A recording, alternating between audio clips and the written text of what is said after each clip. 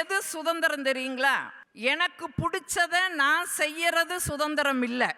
எனக்கு பிடிக்காததையும் நான் செய்யாம இருந்தா தான் அது சுதந்திரம். நடுவர் அவர்களே, எனக்கு சமையல் பிடிக்கவே பிடிக்காதுங்க, வேலைக்கு போறதும் பிடிக்காது. ஆனா இன்ன வரைக்கும் அடிப்படையிலிருந்து நான் விடுதலை அடைஞ்சதே கிடையாதுங்க.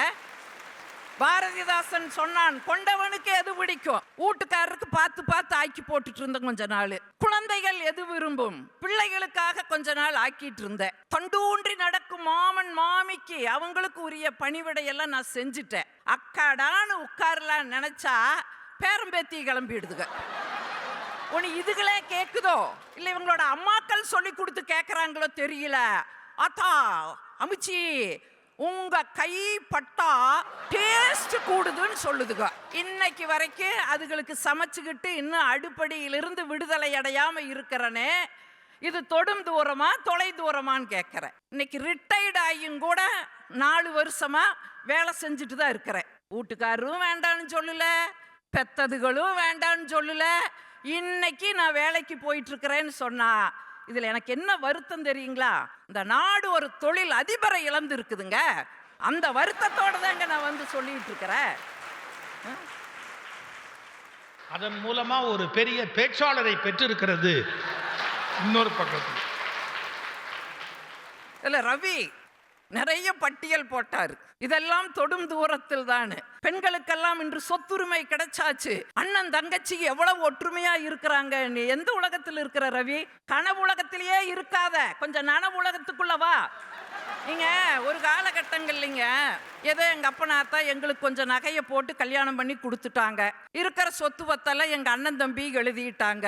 நாங்களும் இந்த தாமரை இலையில தண்ணி மாதிரி பட்டும் படாம ஒட்டியும் உறவாடாமையும் எங்க அம்மா வீட்டுக்கு மகிழ்ச்சியா போயிட்டு இருந்த ஒரு காலகட்டத்தில் என்னைக்கு இந்த சொத்துரிமைன்னு ஒன்று வந்துச்சோ, இன்னைக்கு அண்ணன் தம்பி அக்கா தங்கச்சி எல்லாம் கோர்ட்டு வாசல்ல குமுறிட்டு நின்றுட்டு இருக்கிறோமே. அதுல வேற அண்ணன் தங்கச்சி பாசமா கம்முன்னு ரவி.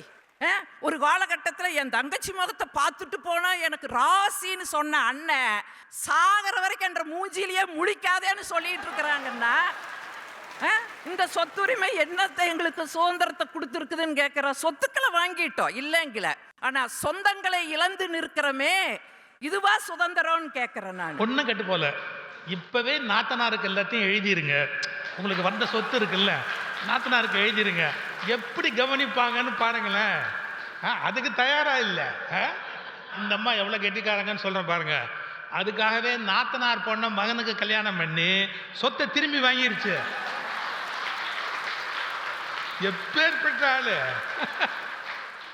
நடுவர் அவர்களே, சில ரகசியங்கள் எல்லாம் இப்படி போட்டு உடைச்சா நான் என்ன பண்ணிட்டுங்க. இன்னைக்கு வாழ்க்கை முறையே மாறி போயிருக்குங்களே. எல்லாம் ரீல்ஸ் வாழ்க்கை தான். நீங்க இந்த தொலைக்காட்சிகளை பாருங்க, இப்போ ஒரு ட்ரெண்டு. எல்லா தொலைக்காட்சியிலையும் ஆண்கள் தான் டீ போட்டு வர மாதிரி இப்ப வந்துட்டு இருக்குது. நமக்கு கல்யாணம் ஆகி எத்தனை மாசம் ஆச்சு?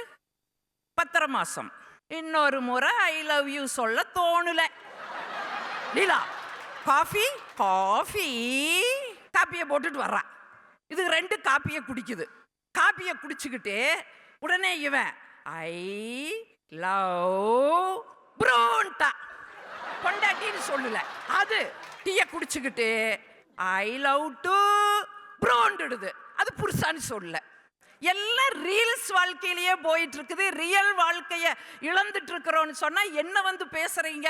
என்னுடைய அன்பு சகோதரி எழிலரசி தான் மேடை மேடையா முழங்குவாங்க.